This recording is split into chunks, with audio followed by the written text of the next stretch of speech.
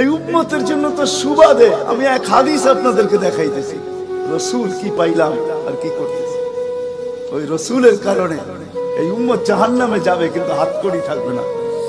এই উম্মত জাহান্নামে যাবে, পায়ে বেড়ি থাকবে না। এই উম্মত জাহান্নামে যাবে, গলায় শিকল থাকবে না। এই উম্মত জাহান্নামে যাবে, চেহারা কালো হবে না। অথচ জাহান্নামীদের চেহারা কালো হবে, এই উম্মতের চেহারা কালো হবে না। একজনের চেহারাও কালো হবে না। ফেরেশতা জিজ্ঞেস করবে, আল্লাহ চেহারা তো ঝকঝকে, গলায় নাই শিকল, পায়ে নাই বেড়ি, হাতে নাই হাতকড়ি, এটা আবার কি পাঠায় দিলেন? তো আল্লাহ জবাব দিবে, আমার বন্ধুর উম্মত, খবরদার। তো ফেরেশতা মালিক জিজ্ঞেস করবে, দারোগা হাতকড়ি নেই কেন? বলছে, যেই হাত উঁচুতে ব্যবহার হয় ওটা হাতে হাতকড়ি লাগে না।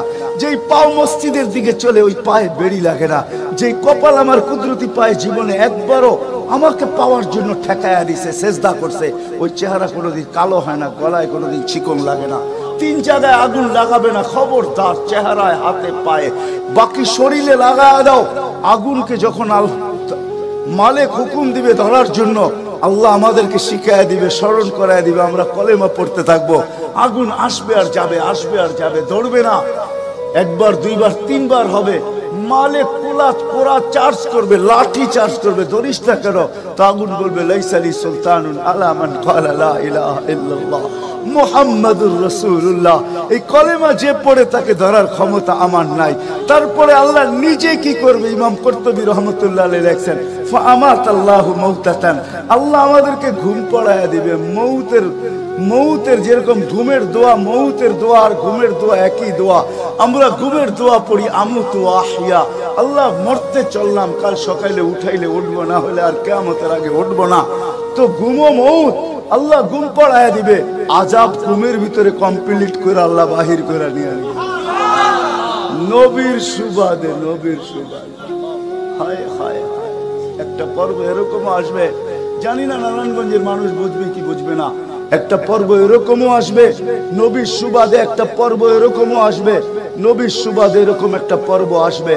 আল্লাহ জিবরিলকে ডাইকা বলবে যে আরশের সাথে কান লাগাও।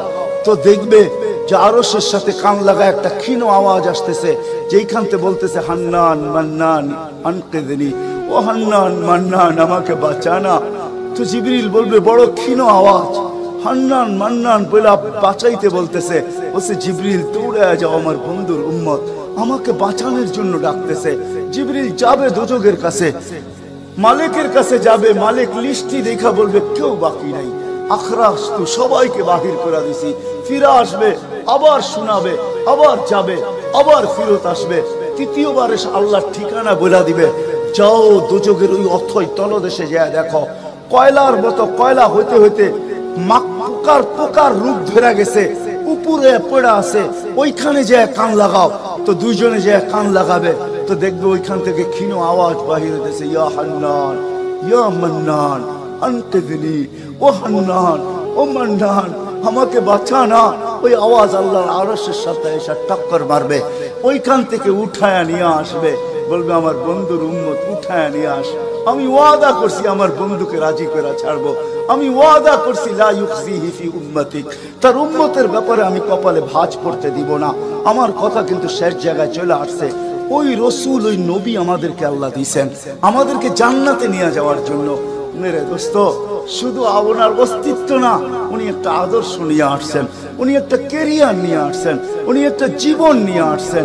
যেই জীবনের একটা সুন্নত যদি কেউ তার নিজের জীবনে প্রতিফলিত করে, নিজের জীবনে অভ্যাসে রূপান্তরিত করে, আর নিজেকে অভ্যস্ত করে আল্লাহ পর্যন্ত যদি পৌঁছাইতে পারে, খোদার কসম এটার ওয়েট এতটুকু হবে, সমগ্র জগৎ একবার না 10 বারও যদি এক পাল্লায় রাখা হয়, আর ওই সুন্নতকে এক পাল্লায় রাখা হয়, তো এই সুন্নতের ওয়েট বেশি। সমগ্র জগৎ এক না 100 কোটি বারও যদি হয়, তা সমগ্র ভান্ডারের সাথে যে দাম না হবে, যতটুকু দাম না হবে, আল্লাহ রসুলের এক সুন্নতের এর চেয়েও কোটি গুণ বেশি দাম। বিদায় আপনাদের পায়ে হাত রেখা বলি, আসেন 12 রবিউল আউয়ালের এই রজনীতে, যদিও দিন পার হয়ে গেছে, 13 তারিখের রাত্রে আমরা পড়ে গেছি।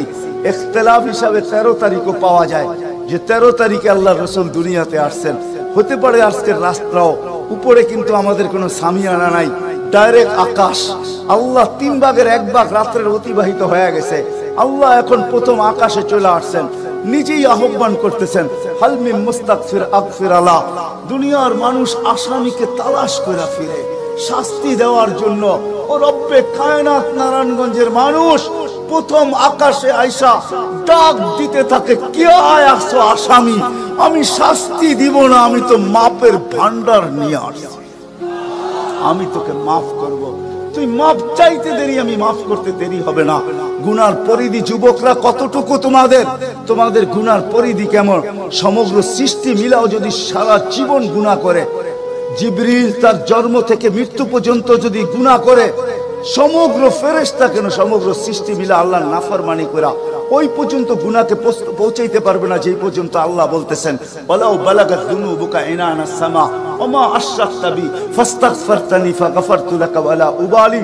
তোমাদের গুনাহ দিয়া যদি আমার আকাশের পরিধি পর্যন্ত ভেদ করে চলা যায়, একজনের গুনাহ, আমি তো বললাম সমগ্র সৃষ্টি মিলেও সম্ভব না, একজনের গুনাহ তো দূরের কথা, আমার আকাশের পরিধি ভেদ করে চলা যায়, তুমি মাপ চাইতে দেরি, আমি মাপ করতে দেরি। এই উম্মত তো মাপ চাইতেও হয় না, নবীর সুবাদে আল্লাহ এই উম্মতকে সুযোগ দিয়েছেন। তরজমা উলামায়ে কেরাম ভালো বুঝবে, আল্লাহ নিজেই বলে এই উম্মত যখন চিৎকার দিয়া মাথায় হাত দিয়া বসা পড়ে আর চিৎকার যখন দেয়, হায় আমি বুঝি শেষ হয়ে গেলাম, ফালাম্মা তায়াক্কানতা বিল বাওয়ার ওয়া যানানতা আন্নাকা মিন আহলিন নার মানাহতু ইলাইকা রিদওয়ানি ওয়াল্লাইতু ইলাইকা গুফরানি কুলতু লাকা লা তাহজান গফারতু লাকা যুনুবা ওয়াল আওসার ওয়া লিআজলিকা সাম্মাইতু নাফসি আল আজিজুল গফফার।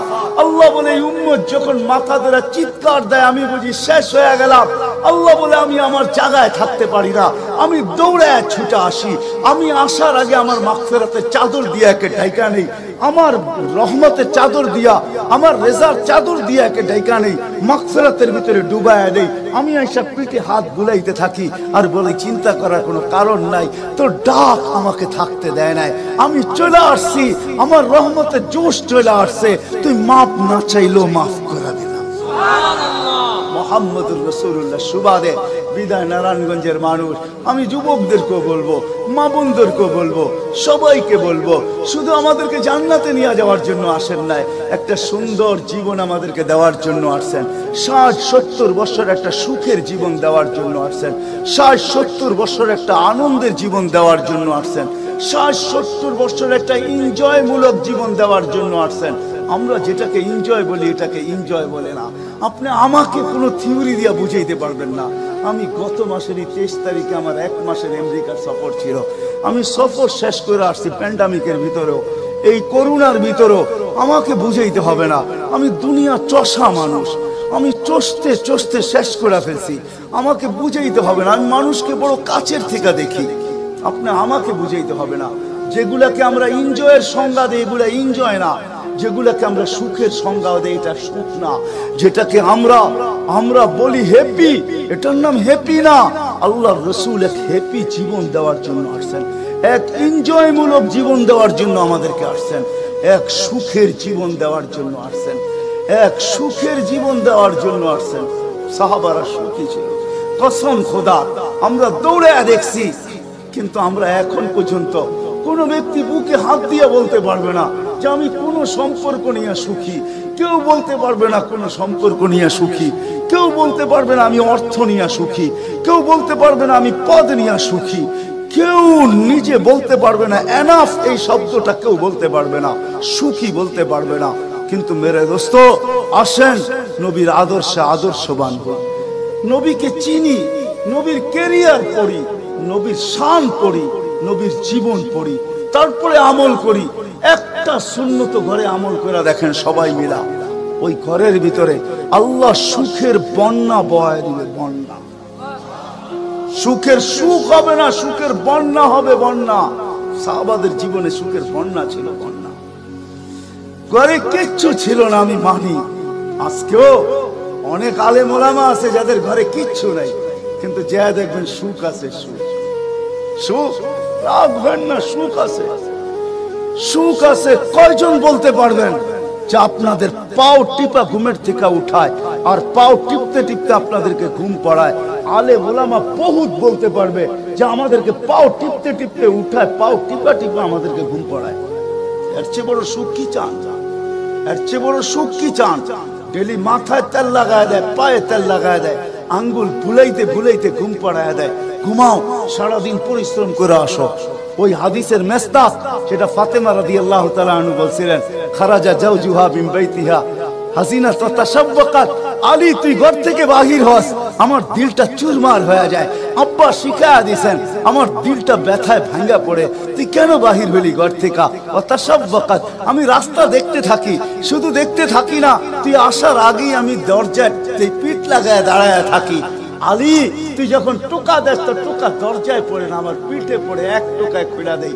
আলী বলে এই জন্যই তো আজ পর্যন্ত কোনোদিন 2 টোকা দিতে হইলো না, 1 টোকাই তুমি খুলা দাও। বলে আলী আমি তো রাস্তার দিকে তাকাইতে তাকাইতে কখন যে দরজায় পিঠ লাগায় দেই, আর তোর টোকা এসে আমার পিঠে লাগে, আমি সাথে সাথে খুলা দিই। আব্বা এটাই শিখেছে আমাকে।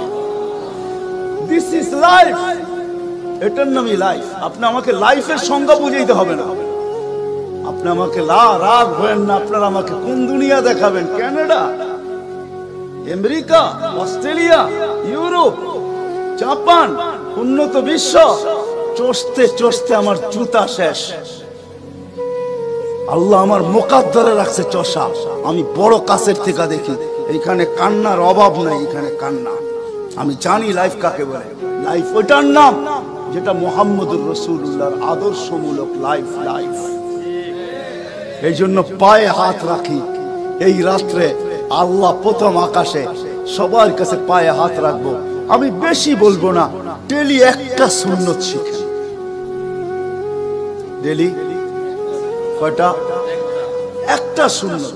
চাই সেটা খাওয়ার হোক, চাই সেটা শোয়ার হোক, চাই সেটা চলার হোক, চাই সেটা বলার হোক, চাই সেটা ঘুমানোর হোক, চাই সেটা বাথরুমে যাওয়ার হোক, চাই সেটা মসজিদে ঢুকার হোক, চাই সেটা কারোর সাথে কথা বলার হোক, চাই লেনদেনে হোক, একটা সুন্নত শিখেন। হায় মুহাম্মদুর রাসূলুল্লাহ বড় চোখের পানি ছড়ায় গেছে। আমাদেরকে জান্নাতে নিয়ে যাওয়ার জন্য আসছেন, নাইলে আসছেন না। দুজাহানের বাদশা কেন আসবে? জমিনে কেন পাও রাখবে? যার রহমতের ভিতরে, যার অস্তিত্বের ভিতরে সমগ্র জগতের অস্তিত্ব লুকানো ছিল।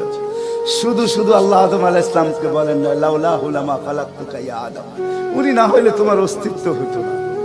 লম্বা কাহিনী আমি শর্টে বলতেছি, তোমার অস্তিত্ব হতো না। যার নামটা নিজের নামের সাথে মিলায় রাখছে, এটাই বলে দিচ্ছেন।